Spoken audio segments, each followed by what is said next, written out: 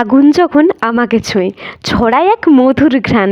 এক গ্লাস এই মকটেলেই জুড়াবে সবার প্রাণ।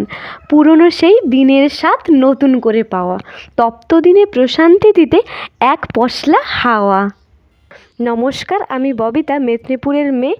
আজকে আপনাদেরকে দেখাবো দু ধরনের মকটেল তৈরি, তাও আবার আমাদের পুরনো স্মৃতি ফিরিয়ে আনতে সাহায্য করবে সেই আম পোড়া দিয়ে। আমি যাই ভিডিও বানাই না কেন, প্রথমেই মোর মাকে দিয়ে আমি টেস্ট করাই, তারপরে তোমাদের সাথে শেয়ার করি। মোদের ঘরের এত গাছে আম হচ্ছে, ছাদের উপরে যে দুটা আম পেড়ে নিয়ে দেখো, আমগুলো দেখেই মনে হচ্ছে কতটা একদম টাটকা, সুন্দর, রিফ্রেশিং। তারপরে দেখলাম যে মা সেই একটু আগেই ভাতটা রান্না করছে, উনানে দেখো পুরো দগদগে একটা আগুন আছে। ওই আগুনে আমগুলাকে ভালো করে দিয়ে একটা সরষার তেল মাখিয়ে দিতে হবে। তারপরে দেখবে পুড়িয়ে আসলে একদম কালো হয়ে যাবে।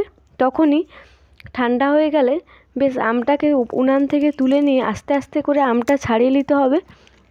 আমার আমটা এখানে একটু বেশি পোড়ানো হয়ে গেছে, তোমরা একটু দেখে নেবে যে আমটা যেন না বেশি পোড়ানো হয়। আর বাইরে যা গরম, এর মধ্যে যদি একটু এই আম পোড়া শরবত হয়, কতই না ভালো লাগে, তাই না? সাধারণত শরবত না, আমরা আজকে বানাবো একদম নতুন ধরনের কিছু। আর তার সাথে শুধু আম পোড়া না, আম পোড়ার সাথে আরও কিছু মিক্সড করে বানালে দেখুন একটা কী যে মজাদার একটা শরবত তৈরি হয়। আমরা তো কত রেস্তোরাঁ স্টাইলে শরবত বানাই, কিন্তু এইটা আমাদের স্মৃতি আধুনিকতাকেও ধরে রাখতে সাহায্য করবে। তাই বেশি বকবক না করে ভিডিওটা ভালো করে দেখতে থাকো। আমার এখানে তোমাদের সাথে কথা বলতে বলতে দেখো আমটা কত সুন্দর করে ছাড়ানো হয়ে গেছে। একটা আম ছাড়ানো হয়ে গেছে, তারপরে একটা আমটা ভালো করে ছাড়িয়ে নিচ্ছি।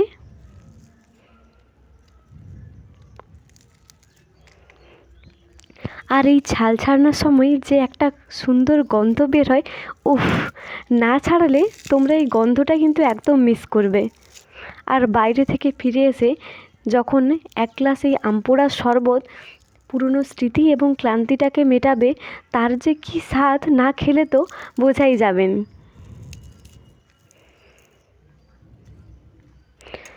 আমগুলো ভালো করে ছাড়িয়ে বেশ সুন্দর করে একটু জলের মধ্যে দিয়ে আমগুলোকে সুন্দর করে ধুয়ে দেখুন আস্তে আস্তে করে একটা চামচের সাহায্যে আমি আমের পাল্পটাকে ভালো করে চেঁচে নিচ্ছি। আস্তে আস্তে করে ছড়াবে।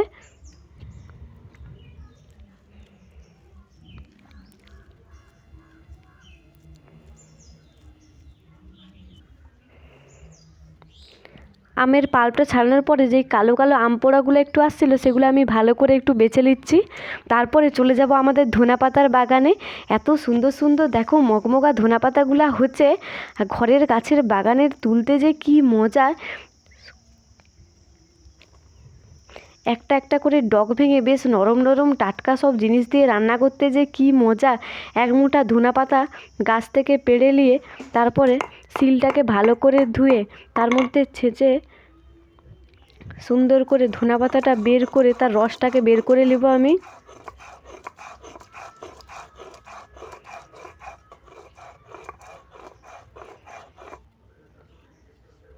এখানে বাটা হয়ে গেছে, বাটা হয়ে যেতে ধনেপাতাটা হাতের সাহায্যে নিচড়ে ওই আমের পাল্পের মধ্যে দিয়ে গ্যাসের ফ্লেমটা জ্বালিয়ে তারপরে সামান্য চিনি, আমি এখানে চিনি ব্যবহার করছি, তোমরা মধু বা গুঁড়ো ব্যবহার করতে পারো। অল্প ফুটিয়ে সামান্য জল দিয়ে নাড়াতে চাড়াতে একটুক্ষণ ফুটিয়ে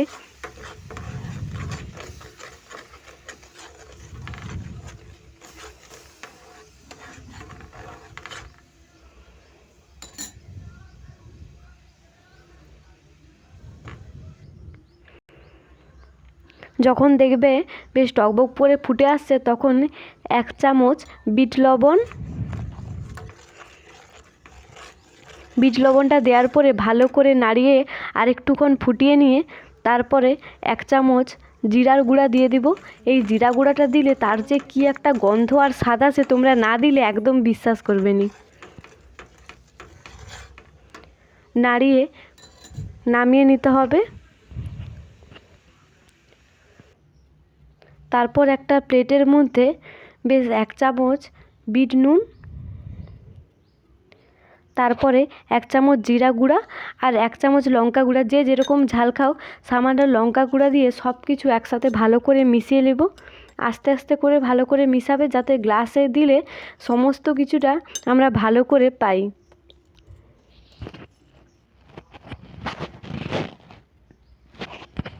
মিশানো হয়ে গেলে একটা লেবু কেটে গ্লাসের মুখে বেশ ভালো করে লাগিয়ে তারপরে যেই মিশ্রণটা আমরা প্লেটে সাজিয়ে রাখছিলাম সেটাকে গ্লাসের একটা মুখ উবুড় করে এরকম করে নিলেই দেখতে পাবে যে গ্লাসের ওপরে বেশ সুন্দর এগুলো লেগে গেছে। তারপরে আমের যে পাল্পটা আমরা তৈরি করে রাখছিলাম সেটায় একটু একটু করে ঢেলে দিয়ে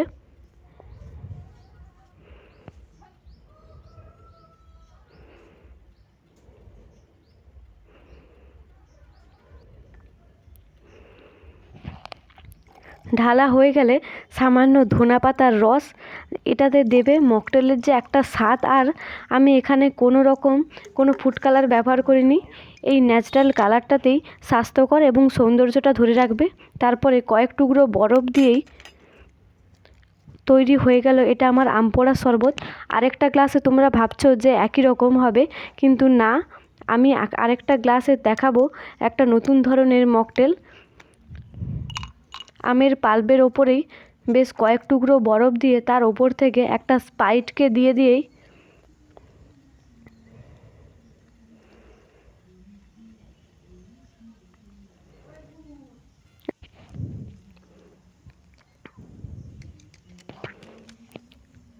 স্প্রাইট ঢালা হয়ে গেছে। এবারে তো ডেকোরেশনের পালা। আমরা ছোটোবেলায় স্মৃতি আর স্মোকি এই ম্যাঙ্গো ফ্লেভারের আম পোড়া শরবতটা খেতে কী যে মজা লাগে। এবারে চলুন শুরু করা যাক মকটেল ডেকোরেশনের পালা। আমাদের এই ডেকোরেশন দেখেই তো আমাদের ঘ্রাণটা আরও বেড়ে যায়, খাবার স্বাদটা আরও দ্বিগুণ হয়ে যায়। প্রথমেই বেশ সরু করে কেটে রাখা লেবুটা দিয়ে ওপর থেকে একটা ধনেপাতা দিয়েই দেখুন কতটা সুন্দর লাগছে। আমরা দুটো গ্লাস থেকে বুঝতেই পারছি যে দু ধরনের মকটেল তৈরি করা হয়েছে। একটা একদম স্মৃতিতে ভরা আম পোড়ার শরবত, আর একটা আমাদের আধুনিকত্বের ছোঁয়াতে একটুখানি আমের সাথে পড়ে গেছে স্প্রাইট, তো তৈরি হয়ে গেছে একটা দারুণ মকটেল। এটা শুধু ড্রিঙ্ক নয়, এক স্মৃতিতে ভরা এক ভালোবাসা, আর এই গরমে ক্লান্তি থেকে বাঁচার উপায়। আমার এখানে তো শরবত তৈরি হয়ে গেছে। এবারে চলুন দেখা যাক, মাকে টেস্ট করা যাক। ভিডিওটা ভালো লাগলে লাইক কমেন্ট শেয়ার করতে একদমই ভুলবেন না। আর লাস্ট পর্যন্ত ভিডিওটা দেখার জন্য আপনাদের সবাইকে ধন্যবাদ।